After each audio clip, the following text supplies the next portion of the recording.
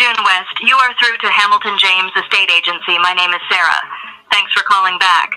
Last time we spoke, the call ended before I could gather all the information we need to book your viewing for 5 Tarrant Road, Belsize Park, London, NW3. Now let us listen to the full call. Hello, this is Sarah from Hamilton James Estate Agency. How may I help you? Hi, Sarah. I'd like to arrange a viewing, please. Sure thing. Can you tell me the address of the property you're interested in viewing? It's the property in Belsize Park. Do you mean the property at 5 Terrace Road, Belsize Park, London, NW3? Yes, that one, yes. Great. Let's get you set up for a viewing at 5 Terrace Road, Belsize Park, London, NW3. Could I have your full name, please? It's June West. Nice to meet you, June. Just to confirm, is your phone number +4? That's correct. Awesome, June. When would you like to schedule the viewing? Please give me a date and time that works for you.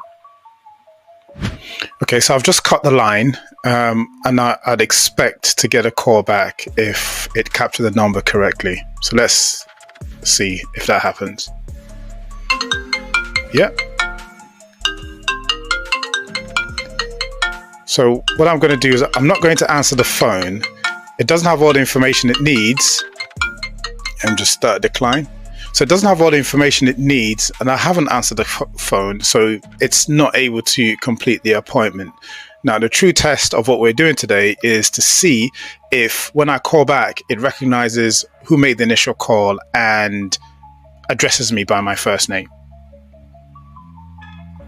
So just calling it back.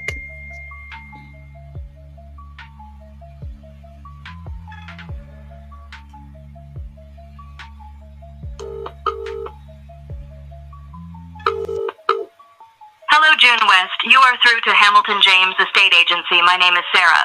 Thanks for calling back.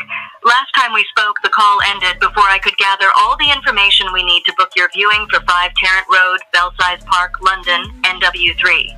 Is this why you've called back? It is indeed. Thank you very much. Call you back later. Bye-bye. Great. So there you have it. That's exactly what the behavior we expected, and Sarah is now able to recognize me when I call back because it's got access to my number and it's got access to all the things that we registered beforehand. So how did we build this? Let's have a look.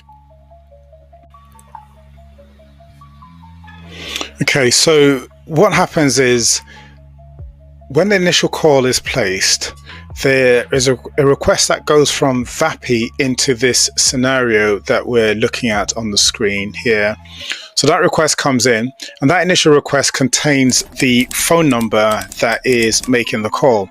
Now, the first time the request comes in, this scenario receives the API request. So that's a request from VAPI. It sets a few variables here, which I'm not going to show because it contains some secret information or private information. And then it comes all the way to this router, and this router determines what happens next. The first time it comes, what VAPI requests, or the type of request it is an assistant request.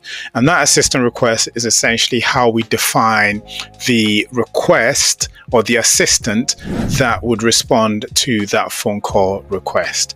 So the phone call is made, it comes in, it passes through this flow for the assistant request, and then we check the database. It doesn't matter whether it's the first time it's called or second time it's called. We check the database to see if there is any outstanding information in that database that we can use to make sure that the assistant, Sarah, is able to remember the phone call.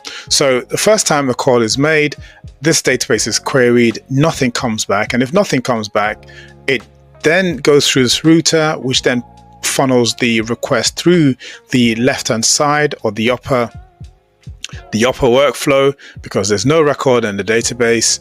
and then a normal phone call is made, which triggers Sarah. And then once Sarah is triggered, it then goes through the whole flow of requesting the type of property you want to look at, or the address of the property you want to view, and it asks you any information that it needs in order to schedule the viewing. So that's the first flow. Now, in our case, we made the call, we told it what address we wanted to view, the property we wanted to view, and it captured our phone number, which we validated.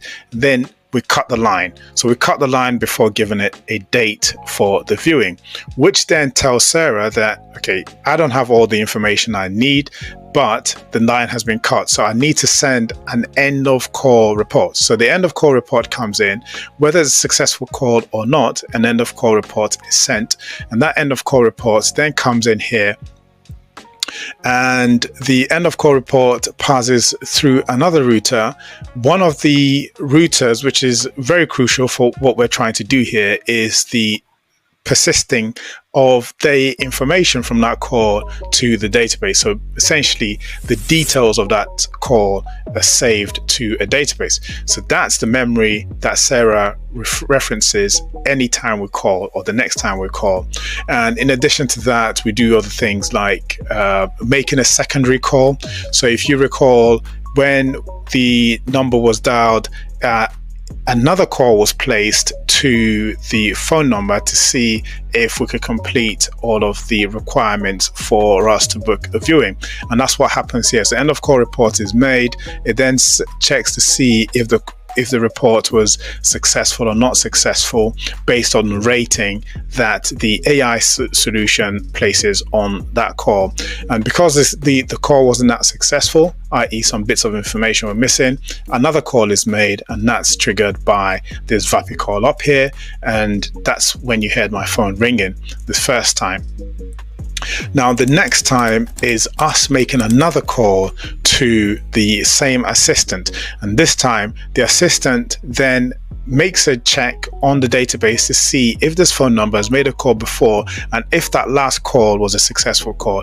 If it wasn't a successful call, it then comes down this side of the flow, because this side of the flow is for any records, or this side of the flow is triggered if any record is discovered.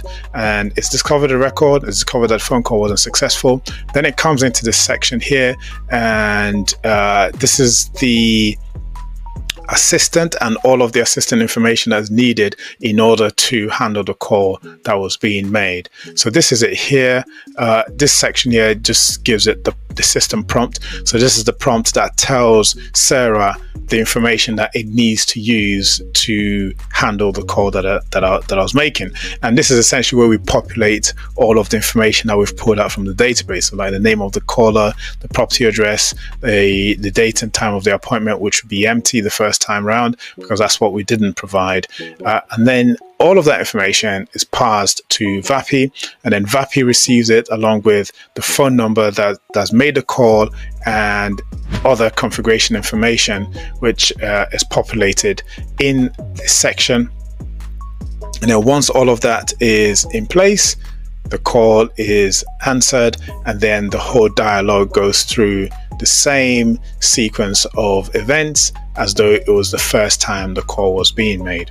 But the crucial aspect here is that if this is a long form that has to be completed via one of the AI assistants, then you're not going through the entire form all from scratch. It can just ask you questions relating to anything that's missing.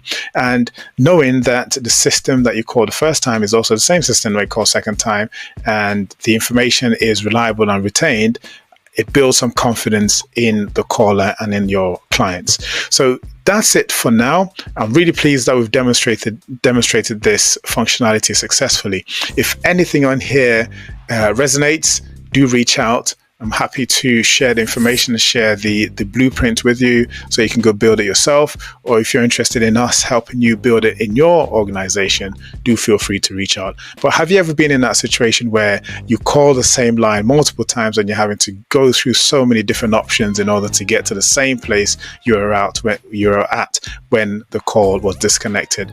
This is what this sort of information and this sort of technology helps you bypass. So until next time, keep winning.